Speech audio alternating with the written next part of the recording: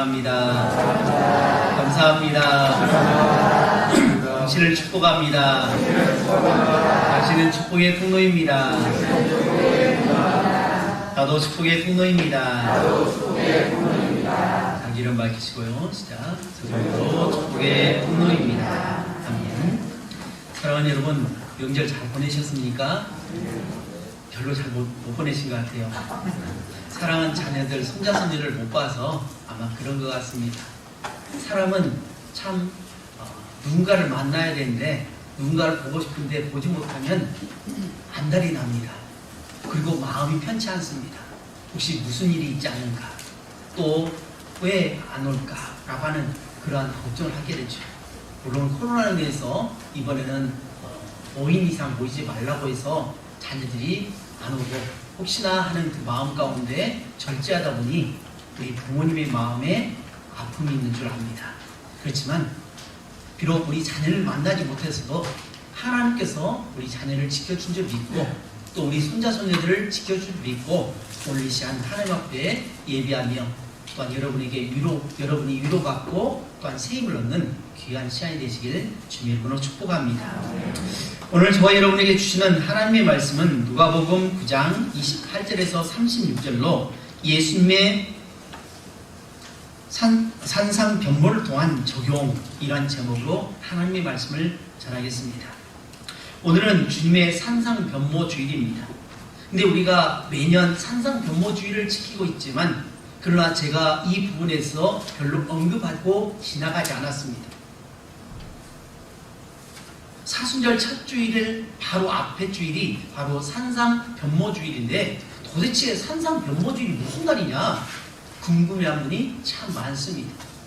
신앙생활을 오래 하신 분들은 아신 분도 계시고 또 잘 모르신 분도 계시고 또 교회를 새로 나오시고 신앙생활 하신 지 얼마 되지 않은 분들은 도대체 이게 무슨 날이냐, 무슨 날이기에 목사가 이런 말을 하냐라고 할 때 궁금할 것 같아서 이번에는 꼭 언급을 하고 지나갈 것 같아서 오늘 본문 말씀을 특별히 택했습니다.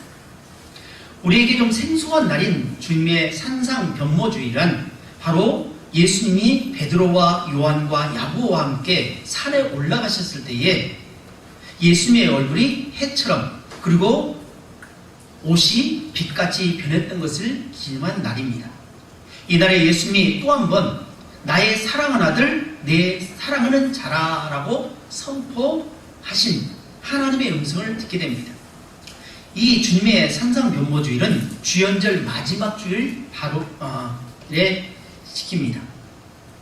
그리고 성회 수요일 그리고 참회 수요일 제2 수요일에 함께 다음 주부터 사순절이 시작됩니다. 그래서 그러면 제2 수요일은 뭔가? 여러분 제2 수요일이 무엇일까요? 아마 여러분 주보에 제가 안내문을 해놨는데 제2 수요일은 뭐냐면 예수 그리스도의 수단과 죽음을 묵상하는 사순절 기간을 시작하는 그 기간인데 이 제2 수요일에 바로 죄를 둘러쓰고 회개하고 또 우리가 더욱 경건해지는 그러한 시간입니다. 사순절 기간은 예수님께서 십자가에 못 박혀 돌아가시고 부활하기 전에 있었던 40주간, 그러니까 주일을 뺀 40일입니다. 그래서 이 주간에는 우리의 생활을 경건하게 보내야 됩니다. 그래서 이때는 넥타이도 빨간색을 하지 않습니다. 원색 계통을 하지 않고 그리고 우리의 의복도 원색 계통이 아닌 좀 불투명하고 그러한 모습으로 예수님의 십자가의 고난을 준비하는 기간입니다. 그래서 이때는 오락도 좀 즐기는 것을 좀 절제하고 그렇고 또 보통 40일 새벽 기도를 작정하기도 합니다. 오늘 봉독해 드린 말씀은 바로 공관복음에 모두 나와 있는데 그러면 공관복음은 무엇일까? 무엇을 가리켜서 공관복음이라고 할까? 라고 하는 거죠. 공관복음이란 같은 관점에서 같은 눈으로 같은 시각으로 보는 복음서입니다. 복음서에는 마태, 마가, 누가, 요한복음 4복음서가 있습니다. 그런데 여기에 공관복음은 마태복음, 마가복음, 누가복음이 공관복음에 포함되어 있습니다. 오늘 본문의 배경을 다시 살펴보게 되면 예수님은 당시에 사랑하는 제자들을 인도하셔서 이방 땅 빌립보 가이사에 가셨습니다.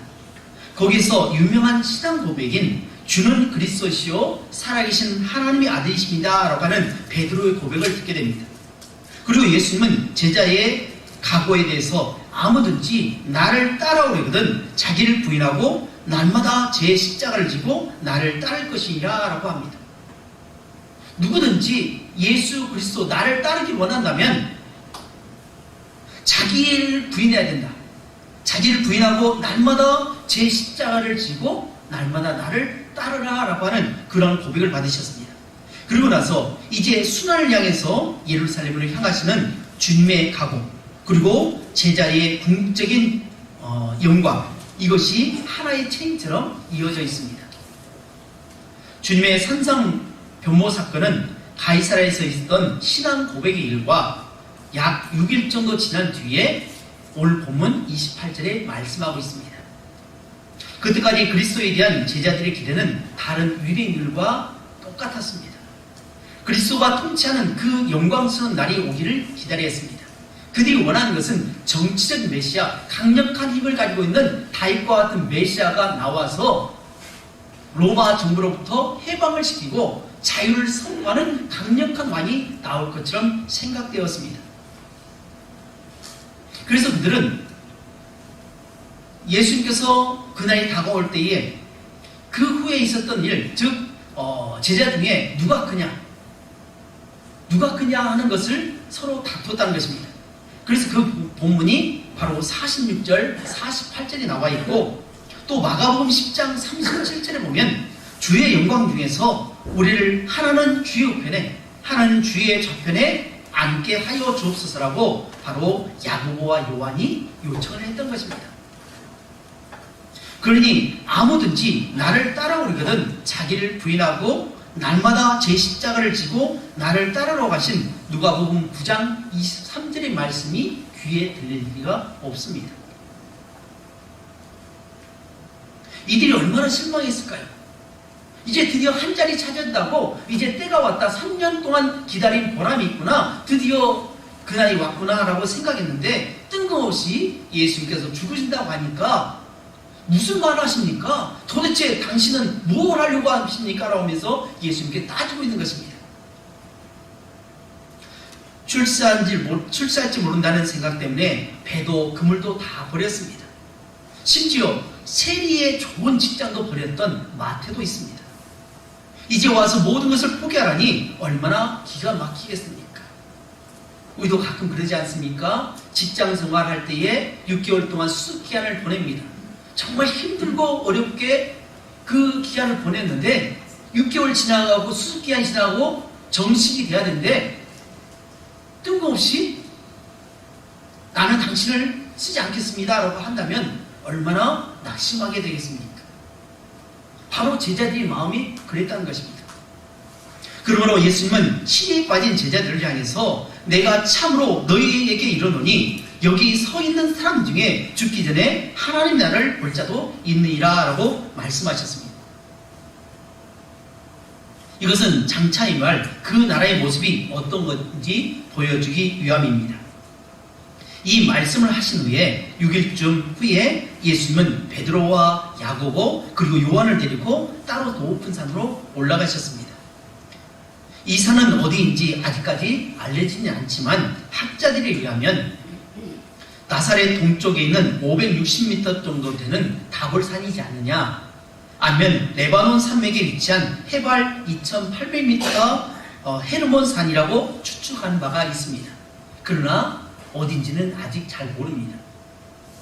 예수님과 만났던 모세와 엘리야는 구약시대를 대표하는 두 사람입니다. 이를 통해서 사람이 죽으면 모든 것이 다 끝난다고 생각한 것이 아니라 무덤 저편에는 또 다른 영광스러운 세상이 있다는 것을 보여주고 있습니다. 1500년에 죽은 모세나 그리고 900년 전에 회리 바람을 타고 하늘로 올라갔던 엘리야가 살아있다는 것을 보여주고 있습니다. 이것은 믿는 우리들로 그와 같이 영광스러운 몸으로 변형되어서 천국에서 영원히 살 것을 보여주고 있는 것입니다. 지금은 비록 약하고 병들고 썩을 육신의 몸을 가지고 있지만 그러나 주님께서 재림하실 때에 예수님을 믿는 성도들은 주님과 같은 몸으로 변형될 것입니다. 모세와 엘리야처럼 주님과 함께 영원히 죽지 않고 살아나갈 것입니다. 그래서 천국에서 그렇게 살게 될 것입니다. 사랑하는 성도 여러분, 그렇다면 오늘 본문을 통해서 우리의 삶에 어떻게 적용시킬 수 있을까요? 저는 세 가지를 말씀드리고 싶습니다. 첫 번째로는 선택받은 자들이 있다는 것입니다. 뭐라고요? 선택받은 자들이 있다는 것입니다. 두 번째로는 예수님은 인류의 죗값을 담당하기 위해서 오셨다는 것입니다. 뭐라고요? 예수님은 인류의 죗값을 담당하기 위해서 오셨다는 것이고, 세 번째로는 현재의 고난은 장차 받을 영광과 비교할 수 없기에 오늘의 현실을 기도함으로 인내함으로 천국의 소망을 두고 살아가야 되는 것입니다. 오늘 우리가 당하는 그 고난, 역경, 힘든 일이 있습니다. 그러나 이것은 장차 우리가 받을 영광에 비하면 아무것도 아니라는 것입니다. 그래서 첫 번째로 선택받은 자들이 있다는 것입니다. 오늘 본문의 28절에 보면 예수께서 베드로와 요한과 야고보를 데리고 몇 명을 데리고 왔습니까? 3명을 데리고 왔습니다. 예수님의 제자는 몇 명일까요? 24명이요? 12명입니다. 12명인데 그 중에 몇 분의 1이죠? 4분의 1. 오늘 여기 성도님 다 계신데 제가 몇 명만 데리고 어디 가면 여러분 좋겠습니까? 안 좋겠습니까? 잔치집에 갔는데 여러분이 다 있는데 몇 명만 딱 데리고 뽑아가지고 우리 잔치집에 갑시다 하고 데려가면 여러분 기분 좋겠습니까? 안 좋겠습니까? 안 좋죠. 근데 택함 받은 사람 어떨까요? 째집니다. 기분이 째집니다. 아, 목사님이 나를 생각하고. 왜 베드로와 요한과 야고보만 데려왔는지는 성경이 기록하고 있지 않지만 중요한 것은 12명의 제자 중에 특별히 3사람만 택해서 기도하러 산에 올라가셨다는 것입니다. 여기서뿐만 아니라 베드로와 요한과 야고보를 데리고 가는 것은 겟세마네 동산에서 마지막 땀방울이 핏방울이 되도록 기도하실 때 그들도 함께 동행하셨고, 또 죽은 12살 난 야이로의 딸을 살려낼 때도 이 셋만 데리고 가셨다는 것입니다. 베드로는 예수님을 3번씩이나 부인했습니다. 베드로 전후서를 기록했고 예수님을 부인한 것 때문에 그는 예수님처럼 똑같이 십자가에 못 박혀 죽는 것이 아니라 나는 그렇게 하지 못한다. 예수님을 3번씩이나 부인했는데 어떻게 그렇게 됐냐라고 하면서 그는 거꾸로 십자가에 순교를 당했다는 것입니다. 야고보와 요한은 둘 다 세베대의 아들로서 예수님의 제자가 된 형제지간입니다. 이들은 보아너게라는 별명을 가지고 있는데 이 보아너게라는 것은 물에 바로 천둥번개의 아들이라는 것입니다. 뭘 말할까요? 성질이 매우 급하다는 것입니다. 얼마나 성격이 급했는지 불같은 성격을 가지고 있는데 어떤 한 사건을 통해서 그들의 성격을 잘 드러내고 있는데 그것은 누가복음 9장 51절 이하에 보면 예수님께서 예루살렘을 가시기 위해서 사마리아로 통행하게 되었습니다. 그런데 그 동네 사람들이 유대인과는 상종하지도 않는다라고 하는 그런 생각 때문에 그 길을 막습니다. 그러자 이들이 나서서 말합니다. 주여, 우리가 불을 명하여서 하늘에서 불을 내려가 저들을 멸해버릴까요? 라고 하면서 예수님께 재촉하는 것입니다. 그러자 예수님은 그들을 꾸중했습니다. 동네 길 좀 막았다고 해서 지나가는 길을 막았다고 해서 그들을 불을 통해서 멸하게 된다면 그게 말이 됩니까? 그만큼 성격이 급하다는 것입니다. 이처럼 불같은 성격의 소유자를 예수님께서는 특별히 택하셨다는 것입니다. 혹시 여러분 중에도 이렇게 불처럼 확 타오르는 그런 분이 있을 수 있습니다. 또 성격이 좀 모난 분이 있고 또 어떤 분은 좀 예민한 부분도 있고 여러 성격이 다 있다는 것입니다. 세베대 아들 야고보는 제자 중에 첫 번째로 순교를 당했습니다. 그리고 그의 형제 요한은 불같은 성격의 소유자였지만 예수님과 함께 동행하면서 달고 그래서 훈련이 되어가지고 나중에는 사랑의 사도가 됩니다. 그래서 요한복음을 기록했고 요한 1, 2, 3서를 기록했고 오랫동안 남아가지고 가장 오래 남아서 그는 요한기록을 기록해서 앞으로 있을 날에 대해서 기록을 했다는 것입니다. 예수님 뜻에 의해서 변화되면서 동행하게 된 것입니다. 마찬가지로 오늘 저와 여러분들도 하나님께 택함을 받았습니다. 사랑하는 여러분, 여러분이 어떻게 해서 교회에 나오셨습니까? 누구를 통해서 교회에 나오시게 되었습니까? 그리고 언제 여러분 예수 그리스도를 영접하였습니까? 근데 중요한 것은 여러분이 그리고 제가 택함 받았다는 사실을 결코 잊지 말아야 됩니다. 어제 아들과 함께 여러 가지 이야기를 했습니다. 지난 한 4주간 저희 아들이 이제 ROTC 군복무를 위해서 4주간 훈련을 받고 왔는데 그 친구들이, 동료들이 제 아들이 목사의 아들인 걸 알고 예수님에 대해서 알고 싶다고 질문을 했다는 것입니다. 얼마나 부담이 되었을까요? 나름대로 성경 지식을 알고 있다고 하는데 이걸 막상 이걸 이야기해 주려고 하니까 까마득하다는 거죠. 나름대로 설명을 했는데 거기에는 천주교 다니는 친구도 있었고 또 어떤 친구는 전혀 교회를 안 다녔다는 겁니다. 그래서 예수님에 대해서 전혀 모른다는 것입니다. 그래서 어젯밤에 이제 제가 장례식장 다녀오면서 아들하고 이렇게 여러 가지 설명을 해 주었었는데 우리는 쉽게 예수 그리스도를 믿었죠. 그죠? 설교를 해도 알아듣습니다. 모르는 부분도 있지만 대부분 알아듣습니다. 복음을 듣습니다. 근데 안타깝게도 세상에 많은 사람들이 하나님을 모른다는 것입니다. 예수를 모른다는 것입니다. 교회가 어떤 것인지를 전혀 알지 못하는 것입니다.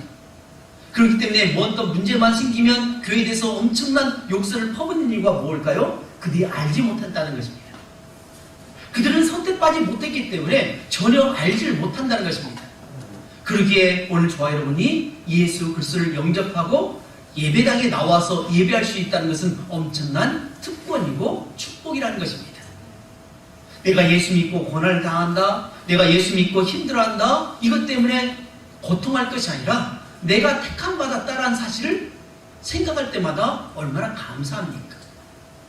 죽어야 되는데, 멸망받아야 되는데 값없이 예수 그리스도를 믿음으로 말미암아 우리가 구원을 받았고 하나님의 백성이 되어서 성전에서 예배할 수 있는 특별한 존재가 되었다는 것은 엄청난 축복이라는 거죠.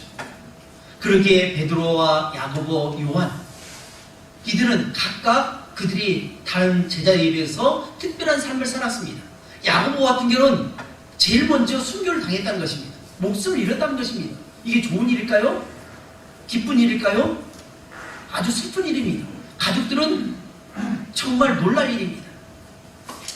또 요한 역시 반모섬에 끌려가지고 거기서 유배를 당해서 거기서 죽지 않고 살아나왔고 나중에 있을 요한계시록을 기록한 거 쉬운 일이 아닙니다. 베드로 많은 고난을 받았습니다. 매를 맞고 순환을 당하고 결국 십자가에 거꾸로 매달려 순교가 당하는 그런 일에 택함 받기 위해서 먼저 하나님의 영광을 보여줬다는 것입니다. 그래서 선택받았다는 것은 축복입니다. 또한 이 축복에는 반드시 고난이 따른다는 것을 잊지 말아야 됩니다. 예수님의 제자들은 영광과 함께 고난도 함께 받았다는 사실입니다. 마가복음 10장 29절에서 30절에 이렇게 말씀하고 있는데 예수께서 이르시되 내가 진실로 너희에게 이르노니 나와 복음을 위하여 집이나 형제나 자매나 어머니나 아버지나 자식이나 전토를 벌인 자는 현세에 있어서 집과 형제와 자매와 어머니와 자식과 전토를 100배나 받되 라고 하면서 그 뒤에 중요한 말씀이 있습니다. 박해를 겸하여 받고 내세에 영생을 받지 못할 자가 없느니라 라고 말씀합니다. 뭐라고요? 박해를 겸하여 받는다고 말합니다. 영화 같은 데 보면, 드라마 같은 데 보면 살다가 친구를 잘못 사귀거나 어떠한 잘못된 길을 걸어가지고 감옥에 갔다 온 경우가 있죠. 그래서 출소해가지고 이제는 새로운 삶을 살아야겠다고 열심히 살아가는 사람이 있습니다. 근데 어느 정도 이제 정착할 만하면 꼭 문제가 발생합니다. 누가 오냐면 친구들이 찾아오죠. 야, 송충이는 솔잎을 먹어야지. 네가 뭐 다른 걸 하려고 하냐? 옛날 네 모습대로 살아라. 네가 뭔데라고 하면서 자꾸 유혹하고 그들을 자꾸만 끌어들이는 모습을 보지 않습니까? 그런 것처럼 사단도 그랬다는 겁니다. 악한 사단은 우리가 원래 그들의 종이었습니다. 사단의 종이었습니다. 예수를 알지 못했을 때는 우리가 사단의 종이었고 그들의 졸개와 같이 따라다니는 사람이었습니다. 그래서 무엇이 죄인지로 알지 못한 채 우리는 악한 길을 걸어가다가 이제 예수 그리스도를 영접하고 새로운 삶을 살았습니다. 이전 것은 지나갔으니 보라 새 것이 되었도다 라고 하면서 우리는 새로운 인물이 되었습니다. 새로운 삶을 살았습니다. 그러면 마귀가 가만히 있을까요? 그렇지 않습니다. 절대로 그렇지 않습니다. 우린 줄다리기를 해보았으면 압니다. 줄다리기 할 때 어떻게 합니까? 내가 어느 정도 힘을 써가지고 끌어당겼는데 내 쪽으로 끌어왔는데 어떻게 합니까? 잠시 방황하면 어떻게 합니까? 잠시 힘을 놓는 순간 쑥 달려가 버립니다. 그런 것처럼 하나님의 사람이 되었다 할지라도 하나님의 사람이 그대로 가는 것을 그대로 행복하게 사는 것을 마귀는 그냥 두지 않습니다. 끝까지 집요하게 우는 사자처럼 저희를 삼키려고 틈을 노리고 있다는 것입니다. 그러기에 고난은 반드시 있게 됩니다. 예수 믿고 나서 처음 교회에 나와서 가장 큰 문제가 뭐냐면 이상하게 교회만 나가려면 막 어지럽고 갑자기 혼란이 오고 또 집안 사람들이 막 들고 일어납니다. 무슨 교회를 가느냐라고 하면서 가장 가까운 사람, 가장 측근들이 교회 다니지 못하게 만듭니다. 제사 문제라든지 또 평상시엔 잘해줬던 사람이 갑자기 문제를 일으킵니다. 그러면서 핍박을 합니다. 우리 집안에 무슨 두 신을 섬기냐? 우리는 옛날 조상을 섬기하니까 조선신을 섬겨야지 무슨 예수라는 신을 섬기려고 하냐 하면서 우리 집안은 절대로 그럴 수 없다. 내 눈에 크게 들어와도 절대로 안 된다라고 하면서 결국 어떻게 합니까? 그 말에 의해서 며느리가 혹은 사위가 혹은 부모님이 그 길을 따라가는 경우가 참 많죠. 그렇기 때문에 예수 믿고 나서 핍박이 없다. 어찌 보면 내가 신앙생활을 잘못하고 있다고 볼 수도 있습니다. 그러나 전적으로 그럴 수는 없지만 어쨌든 사단은 우리를 그냥 놔두지 않습니다. 그렇기 때문에 구원받은 사람은 반드시 핍박이 있다는 것입니다. 그래서 하나님께서 이 세상 살아갈 때에 100배나 복을 주시되 박해를 겸하여 주신다고 말씀하셨고 더불어서 내세, 그러니까 죽음 뒤에 구원받지 못할 자가 아무도 없다라고 확증하고 있다는 것입니다. 사랑하는 여러분, 여러분들이 혹시 신앙생활 하면서 박해를 받고 힘든 일이 있다고 생각하십니까? 그러면 여러분 기뻐하십시오. 아, 내가 택함 받았구나. 내가 하나님의 백성이기 때문에 이런 고난이 오는구나. 그럴 때마다 기도하고 믿음으로 나갈 줄 믿습니다. 그냥 무너지면 안 됩니다. 그냥 주저앉으면 안 됩니다. 거기에 절대로 양보해서는 안 됩니다. 다른 건 다 양보해야 됩니다. 부모님을 섬기고 모든 건 다 양보하지만 그러나 잊지 말할 것은 절대 놓지 말할 것은 신앙입니다. 왜냐하면 이것은 생명과 같은 것이기 때문에 그렇다는 것입니다.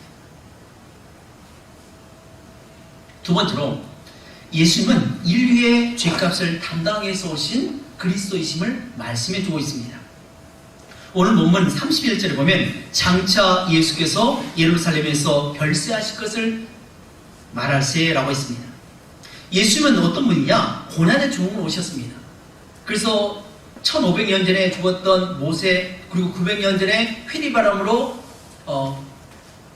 불벽을 타고 하늘로 올라갔던 엘리야와 함께 예수님께서 대화하신 내용이 뭐냐? 세 분이 이야기하는 것이 바로 예수님의 별세에 관한 것입니다. 예수님의 십자가의 죽으심에 관한 것을 이야기했다는 것입니다. 다시 말해서 예수님은 인류의 죗값을 담당해서 오신 분입니다. 하나님은 창세기 3장 15절에 뱀에게 저주를 하셨습니다.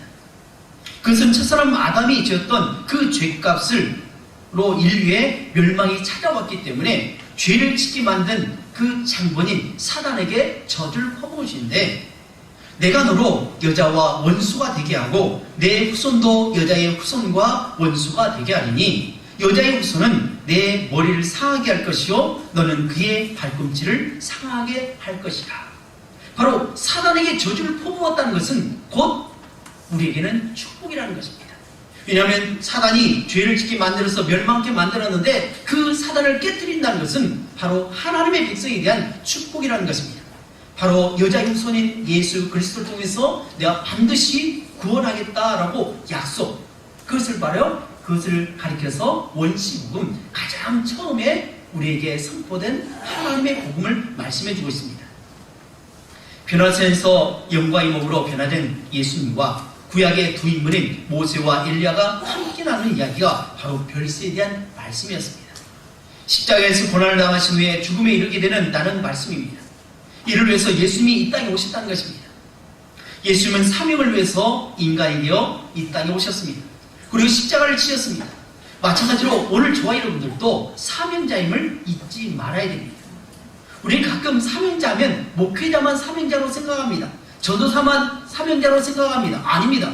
목회자는 목회자 나름대로 사명을 감당해야 하는 것이고, 장모님, 권사님, 집사님, 안수집사님, 그리고 성도님, 우리 아이들 모두 다 각자 맡은 그러한 짐들이 있고 십자가가 있습니다. 그리고 우리는 우리에게 맡겨진 그 사명을 잘 감당해야 됩니다. 학교에 다니는 사람은 학생으로서 져야 할 사명이 있습니다. 그러기에 힘들고 어려운 그런 공부이지만 최선을 다해서 공부해야 되고, 또한 시험을 볼 때도 내가 모른다고 해서 옆 사람 것을 컨닝한다든지 남의 것을 본다든지 그래서 안 되고, 모르면 안 쓰는 겁니다. 공부를 안 해서 모르는데 그것을 답을 쓰면 안 됩니다. 그래서 좋은 성격을 거둬서는 안 됩니다. 또 직장생활 한 사람도 마찬가지입니다. 불법을 행하면 안 됩니다. 목회자를 비롯해서 모든 성도들은 정직하게 성실하게 내게 맡겨진 그 일을 잘 감당함으로 세상 사람들로 하여금 우리를 통해서 하나님을 바라보게 한다는 것입니다. 우리 어렸을 때 프리즘이라는 것을 봅니다. 삼각형으로 되어 있는데 햇볕을 비치면 그 영롱한 빛이 비춰집니다. 영롱한 빛이 뭘 통해서 비춰집니까? 이 프리즘이라는 그러한 것을 통해서 세상에 아름다운 것을 비춰줍니다. 비가 온 뒤에는 반드시 뭐가 뜹니까? 비가 온 뒤에 뭐가 뜨죠? 무지개가 뜹니다. 비가 오지 않으면 무지개가 절대 볼 수 없습니다. 마찬가지입니다. 누군가를 통해서 하나님을 보여주는데 사람들은 하나님을 절대 볼 수 없습니다. 저도 본 적이 없습니다. 믿음으로 바라볼 뿐이지 하나님을 보는 순간 죽기 때문에 하나님은 안 보여줍니다. 그럼 어떻게 보여주냐? 믿음의 삶을 통해서 간접적으로 보여준다는 것입니다. 만약 내 삶이 악한 삶을 살고 잘못된 삶을 살았다면 세상 사람들이 하나님을 만날 수가 없습니다. 그러나 내가 성실하게 믿음으로 살고 정직하게 살고 또 겸손하게 살아갈 때에 세상 사람이 나를 통해서 야 진짜 동산교회 성도를 보니까 하나님은 살아계시구나, 과연 예수님은 계시구나, 교회라는 것이 진짜 필요하구나 라고 하는 것을 알게 됩니다. 그것이 바로 세상에서 빛과 소금의 역할을 감당하는 성도라고 말할 수 있습니다. 마지막 세 번째로, 현재의 고난은 장차 받을 영광과 비교할 수 없기 때문에 오늘의 현실을 기도함으로 인내하며 천국의 소망을 두고 살아가야 합니다. 2013년 8월 19일 현재의 고난은 이란 글에서 발췌했습니다. 생각건대 현재의 고난은 장차 우리에게 나타날 영광과 좋게 비교할 수 없도다 라고 로마서 8장 18절에 말씀하고 있습니다. 현재의 고난은 그 자체만으로 볼 때에 엄청난 것입니다. 그리스도인이 순교자의 끔찍한 고난을 생각해 보십시오. 또한 하나님의 백성 중 일부가 강제 수용소에서 당하는 일부를 생각해 보십시오. 또 전쟁에 관련한 무서운 고난을 생각해 보십시오. 각가지 사건으로 인해서 신체 절단과 또한 전신마비는 어떠합니까? 또 암을 비롯한 여러 질병으로 인해서 당하는 일과 또 말할 수 없는 고통은 어떠합니까? 이러한 신체적인 고난이 전부가 아닙니다. 때때로 신체적인 고통은 정신적인 고통보다 견디기 쉽습니다. 그래서 잠언 18장 1절에 솔로몬은 이렇게 고백합니다. 사람의 심령은 그 병을 능히 이기려니와 심령이 상하면 그것을 누가 일으키겠느냐라고 고백을 했습니다. 부부 사이에 신뢰가 깨어졌다든지 사랑하는 이가 죽었다든지 기대하던 소망이 무너져 좌절에 빠졌다든지 사랑하는 이에게 버림을 받았다든지 가까운 친구에게 배신을 당했다든지 등등의 일로 고통이 찾아오게 됩니다. 우리는 종종 삶의 충격과 번민과 슬픔을 견뎌내는 인간이 인내력이 놀랍습니다. 그 자체적으로 볼 때 이 고난들은 실로 우리를 압도하기에 딱 맞습니다. 그러나 장차 올 영광과 비교해보면 이것들은 바늘에 콕 찌르는 정도의 아픔에 불과합니다. 사랑하는 성도 여러분, 우리가 당하고 있는 고난은 우리가 하나님 앞에서 받을 영광에 비하면 아무것도 아님을 기억하십시오. 우리가 살아가는 이 세상은 길면 120년입니다. 짧으면 90년, 70년, 60년, 50년, 40년이지만 그 이후에 사후의 인생은 영원합니다. 끝이 없습니다. 그래서 우리가 예수 그리스도를 믿을 수 있는 기회에 믿어야 되고 또한 믿음으로 살아갈 때에 우리에게 다가오는 많은 역경과 어려움이 있을 때마다 우리는 어떻게 나가냐? 기도함으로 인내하며 승리해 나가야 됩니다. 건강하기 위해서는 병원에서 수술을 반드시 해야 되는데 이 아픈 상처를 수술할 때 어떻게 합니까? 얼마나 고통스러운지 모릅니다. 그러나 그 기간을 견뎌내야 반드시 우리가 건강을 되찾는 것처럼 우리가 그렇게 살아갈 줄로 믿습니다. 이제 말씀을 맺기를 원합니다. 첫 번째로 선택받은 자들이 있다는 것을 우리는 기억해야 되고 오늘 저와 여러분이 선택받았다는 것을 감사해야 할 줄로 믿습니다. 두 번째로 예수님은 인류의 죄값을 담당하기 위해서 이 땅에 오신 그리스도이십니다. 그리고 현재의 고난과 장차 받을 영광과 비교할 수 없기에 오늘 현실을 기도함으로 인내함으로 천국의 소망을 두고 살아나시길 주님의 이름으로 축복합니다. 기도하겠습니다.